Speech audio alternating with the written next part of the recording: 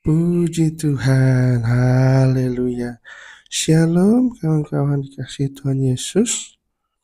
Kembali lagi dalam program kita baca kitab setiap hari. Kita akan terus membaca merenungkan firman Tuhan secara berurutan dari Kejadian sampai Wahyu. Nah, saat ini kita akan melanjutkan pembacaan Alkitab kita di dalam Keluaran 9. Biarlah melalui pembacaan Alkitab kita, semakin hari kita semakin dekat dengan Tuhan, semakin hari kita dapat mengenal Tuhan dengan baik, dengan benar, sesuai dengan kebenaran firman Tuhan. Dan iman kita akan terus dikuatkan, iman kita akan terus menjadi lebih besar dan lebih tangguh, lebih kuat di dalam menghadapi setiap masalah persoalan hidup kita, ya kan, amin. Nah, mari kita bersatu dalam doa. Bapa kami yang bertata kepada surga, kami bersyukur Tuhan pada hari ini atas penyertaan-Mu, pemeliharaan-Mu.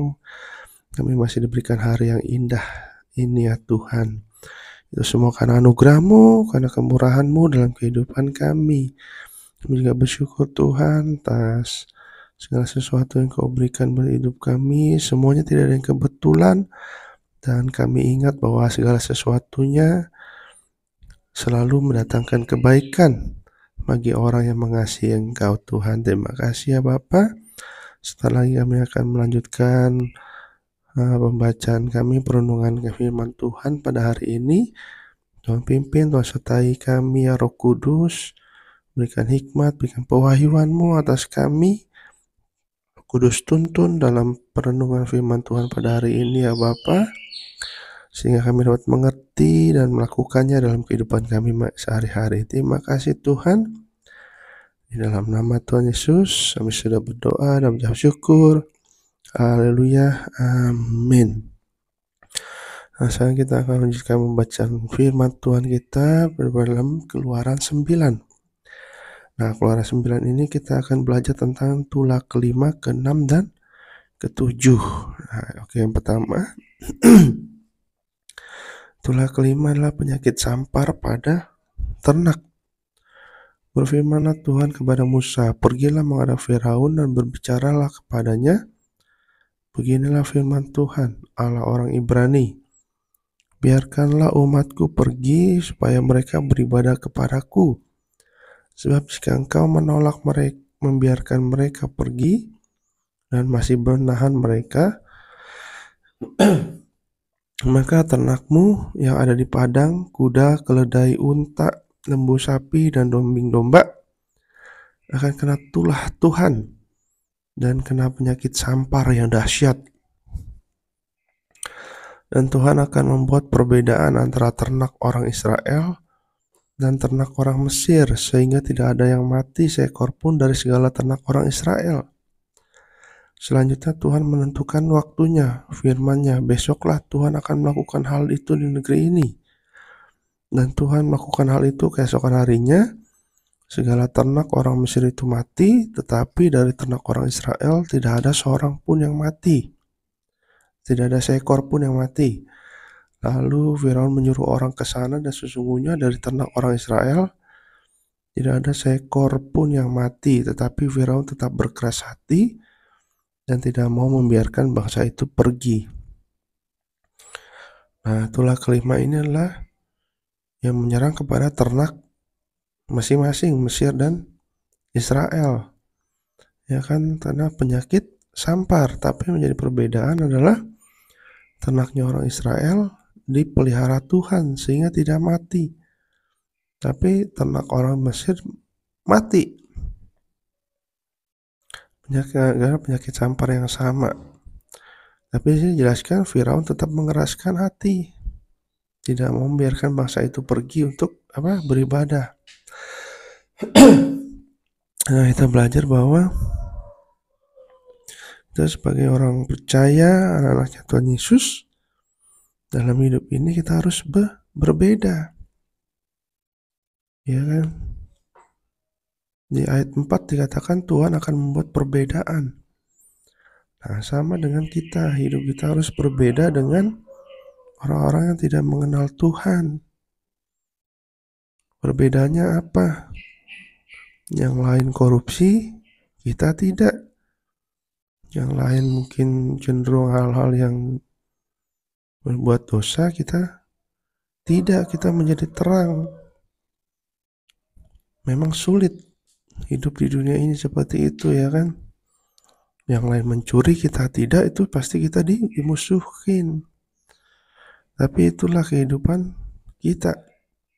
Sebagai orang-orang percaya, kita akan belajar dan kita minta kekuatan, hikmat dari Tuhan supaya kita dapat melakukannya di dalam kehidupan kita, sehingga kita mempunyai perbedaan. Kita memancarkan kasih Kristus dalam kehidupan kita, ya kan? Nah, selanjutnya tulah ke-6 yaitu bara.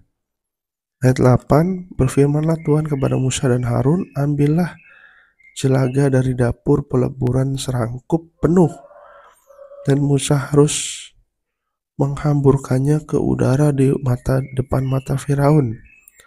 Maka jelaga itu akan menjadi debu meliputi seluruh tanah Mesir, dan akan menjadi bara yang memecah sebagai gelembung pada manusia dan binatang di seluruh tanah Mesir. Lalu mereka mengambil jelaga dari dapur peleburan yang berdiri depan Firaun.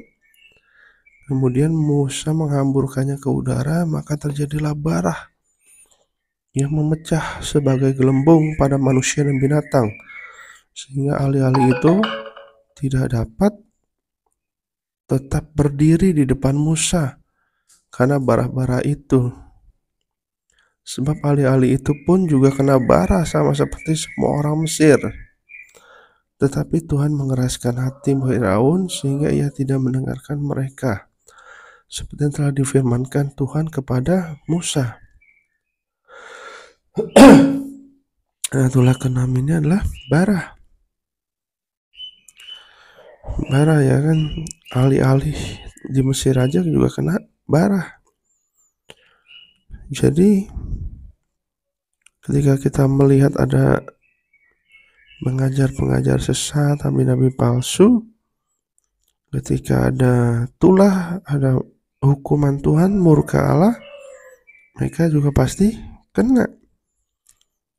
Itu yang membedakan antara orang benar dan nabi-nabi palsu, pengajar-pengajar sesat.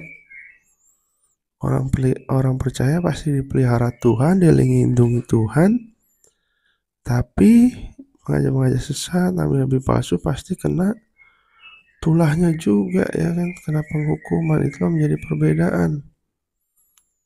Jadi tulah ke-6 adalah bara. Tapi lagi-lagi Tuhan mengeraskan hati Firaun. Selanjutnya tulah ke-7 yaitu hujan es. Ayat 13, berfirmanlah Tuhan kepada Musa, bangunlah pagi-pagi dan berdirilah menantikan Firaun. Dan katakan kepadanya, beginilah firman Tuhan Allah orang Ibrani. Biarkanlah umatku pergi supaya mereka beribadah kepadaku. Sebab sekali ini aku akan melepaskan segala tulahku terhadap engkau sendiri, terhadap pegawai-pegawaimu dan terhadap rakyatmu. Dengan maksud supaya engkau mengetahui bahwa tidak ada yang seperti aku di seluruh bumi. Bukankah sudah lama aku dapat mengacungkan tanganku untuk membunuh engkau dan rakyatmu dengan penyakit sampar, sehingga engkau terhapus dari atas bumi? Akan tetapi inilah sebabnya aku membiarkan kau hidup, yakni supaya memperlihatkan kepadamu kekuatanku, dan supaya namaku dimasyhurkan di seluruh bumi. Engkau masih selalu menghalangi umatku, sehingga engkau tidak membiarkan mereka pergi. Sesungguhnya besok kira-kira waktu ini aku akan menurunkan hujan es yang sangat dahsyat, seperti yang belum pernah terjadi di Mesir sejak Mesir dijadikan sampai sekarang ini. Oleh sebab itu, ternakmu dan segala yang kau punyai di padang suruhlah dibawa ke tempat yang aman, supaya semua orang dan segala hewan yang ada di padang dan tidak pulang berkumpul ke rumah akan ditimpa oleh hujan es itu sehingga mati. Maka siapa di antara para pegawai Firaun yang takut kepada firman Tuhan, menyuruh hamba-hambanya dan ternaknya lari ke rumah, tetapi siapa yang tidak mengindahkan firman Tuhan, meninggalkan hamba-hambanya dan seluruh ternaknya di padang. Berfirmanlah Tuhan kepada Musa, ulurkanlah tanganmu ke langit supaya hujan es turun di seluruh tanah Mesir, menimpa manusia dan binatang dan menimpa tumbuh-tumbuhan di padang di tanah Mesir. Lalu Musa mengulurkan tongkatnya ke langit, maka Tuhan mengadakan guruh dan hujan es. Dan api pun menyambar ke bumi, dan Tuhan menurunkan hujan es meliputi tanah Mesir. Dan turunlah hujan es beserta api yang berkilat-kilat di tengah-tengah hujan es itu. Terlalu dahsyat seperti yang belum pernah terjadi di seluruh negeri orang Mesir sejak mereka menjadi suatu bangsa. Hujan es itu menimpa binasa segala sesuatu yang ada di padang di seluruh tanah Mesir, dari manusia sampai binatang. Juga segala tumbuh-tumbuhan di padang ditimpa binasa oleh hujan itu, dan segala pohon di padang ditumbangkannya. Hanya di tanah Gosyen, tempat kediaman orang Israel, tidak ada turun hujan es. Lalu Firaun menyuruh memanggil Musa dan Harun serta berkata kepada mereka, "Aku telah berdosa sekali ini. Tuhan itu yang benar, tetapi aku dan rakyatku lah yang bersalah. Berdoalah kepada Tuhan, guru yang sangat dahsyat dan hujan es itu sudah cukup. Maka aku akan membiarkan kamu pergi, tidak usah kamu tinggal lebih lama lagi." Dan berkatalah Musa kepadanya, "Sekeluar aku dari kota ini, aku akan mengembangkan tanganku kepada Tuhan. Guruh akan berhenti dan hujan es tidak akan turun lagi, supaya engkau mengetahui bahwa bumi adalah milik Tuhan. Tetapi tentang engkau dan para pegawaimu, aku tahu bahwa aku belum takut kepada Tuhan Allah, bahwa kamu belum takut kepada Tuhan Allah. Tanaman rami dan jelai telah tertimpa binasa, sebab jelai itu sedang berbulir dan rami itu sedang berbunga. Tapi gandum dan sekoi tidak tertimpa binasa, sebab belum lagi musimnya." Lalu keluarlah Musa dari kota itu meninggalkan Firaun, dikembangkannya tangannya kepada Tuhan, maka berhentilah guru dan hujan es, dan hujan tidak tercurah lagi ke bumi. Tetapi ketika Firaun melihat bahwa hujan es dan guru telah berhenti, maka teruslah ia berbuat dosa. Ia tetap berkeras hati, baik ia maupun pegawainya. Berkeraslah hati Firaun, sehingga ia tidak membiarkan orang Israel pergi, seperti yang telah difirmankan Tuhan dengan perantara Musa. Amin. Nah, ini tulah ke-7, yaitu hujan es. Nah, jadi pada saat tulah ini pun di tanah Gosyen tidak terjadi hujan es. Di tanah orang-orang Mesir, orang pilihan Tuhan, tidak terjadi hujan es, tidak tertimpa tulah. Yang kita belajar dari kisah Firaun ini, di dalam kisah tulah yang ke-7 yaitu hujan es, kita yakin dan percaya bahwa ketika kita takut akan Tuhan, kita mengasihi Allah sungguh-sungguh, berdoa, baca firman, melakukan firman, kita yakin dan percaya bahwa Tuhan akan melindungi kita dari segala macam mara bahaya. Kita lihat di akhir zaman ini, kawan-kawan, ya kan, perang ada di mana-mana, kerusuhan, demo, kejahatan semakin besar. Tapi ketika kita sebagai anaknya Tuhan Yesus, kita percaya dan kita hanya mengandalkan Tuhan, bahwa kita akan dilindungi Tuhan. Kita akan dibuat selamat oleh Yesus, oleh Allah sendiri. Amin. Ya, jadi kita tidak usah takut. Kita hanya terus memberitakan firman Tuhan, menjadi saksi, menjadi berkat, membawa damai, membawa sukacita, memancarkan kasih Kristus di dalam kehidupan kita masing-masing, ya kan. Nah, kita lihat juga di sini Firaun pada akhirnya tetap mengeraskan hati. Kadang-kala kita seperti itu, ya kan, kawan. Dan kalau ada orang-orang yang ketika ada masalah Tuhan berseru kepada Tuhan, minta pertolongan, ada janji kalau nanti saya sudah sembuh, ekonomi saya sudah pulih, saya mau melayani Tuhan, saya mau apa yang Tuhan suruh saya mau lakukan itu untuk melayani Tuhan, untuk hal-hal yang berdoa, ya kan, membaca firman Tuhan, merenungkan firman Tuhan. Ketika udah sembuh, udah sehat, lupakan janji-janjinya, mengingkari janji-janjinya. Dan ingat, ketika ada orang yang mengingkari janji-janjinya sendiri kepada Tuhan, nanti akan ada tulah-tulah selanjutnya, akan kesulitan, bahkan lebih parah lagi, ya kan. Mari kita jujur dan kita lakukan apa yang udah kita janjikan, kita nasarkan kepada Tuhan untuk melayani Tuhan. Kalau belum bisa, ya jangan berjanji sama Tuhan. Tuhan saja berjanji pasti akan digenapi. Kita pun harus seperti itu, walaupun kita tidak berjanji, tapi kita mau sungguh-sungguh melayani Tuhan, kita mau sungguh-sungguh ikut Yesus dalam kehidupan kita masing-masing, kawan, ya kan? Amin. Mari kita bersatu dalam doa. Bapa yang baik, kami bersyukur Tuhan atas renungan firman Tuhan pada hari ini.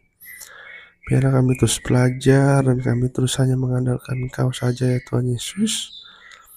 Kami mau lebih dekat lagi kepadamu, mau sungguh-sungguh lagi padamu, ya Bapa. Karena kami yakin dan percaya, Tuhan, Engkau akan selalu melindungi kami, menyertai kami. Karena kami adalah anak-anak-Mu. Karena kami adalah mengasihi Engkau, ya Bapa. Biarlah kami terus mengasihi Engkau, taat dan setia kepada firman-Mu, sehingga hidup kami hanya memancarkan Kristus, ya Bapa. Kami tahu tantangan hidup, tipu muslihat hidup semakin luar biasa, ya Tuhan. Tipu muslihatnya tidak terlihat jelek, bahkan terlihat baik, bahkan terlihat benar, tapi ujung-ujungnya tetap binasa, tetap dosa, tetap salah. Biar Kau berikan hikmat buat kami, agar kami dapat mengerti kehendak-Mu dalam kehidupan kami. Terima kasih, ya Tuhan, berkati setiap kami. Biarlah kerinduan kami, biarlah kami semakin dekat kepadamu, dan sifat karakter, perkataan, pemikiran kami juga diubahkan sesuai dengan kebenaran firman Tuhan. Ya, kami hari demi hari lebih baik lagi, hari demi hari hidup seturut kehendak firman-Mu, dan hari demi hari segala kelemahan, segala kekurangan kami, biar Engkau yang sempurnakan, ya Bapa. Terima kasih, ya Tuhan, hanya di dalam nama Tuhan Yesus kami serahkan kehidupan kami pada hari dalam tangan-Mu. Di dalam nama Tuhan Yesus Kristus, ya, amin. Amin. Ya, mohon maaf ya kawan, kadang-kala saya masih agak batuk, tenggorokan masih agak sakit. Jadi mohon maaf kalau saya agak batuk-batuk. Dan biarlah kita terus diberikan kesehatan, kekuatan dari Tuhan Yesus. Terima kasih sudah mendengarkan, merenungkan firman Tuhan. Biarlah firman Tuhan ini kita semakin hari semakin mengenal firman Tuhan, masih mengenal Tuhan dengan baik dan benar. Terima kasih, ya. Tuhan Yesus memberkati kita semua. Bye.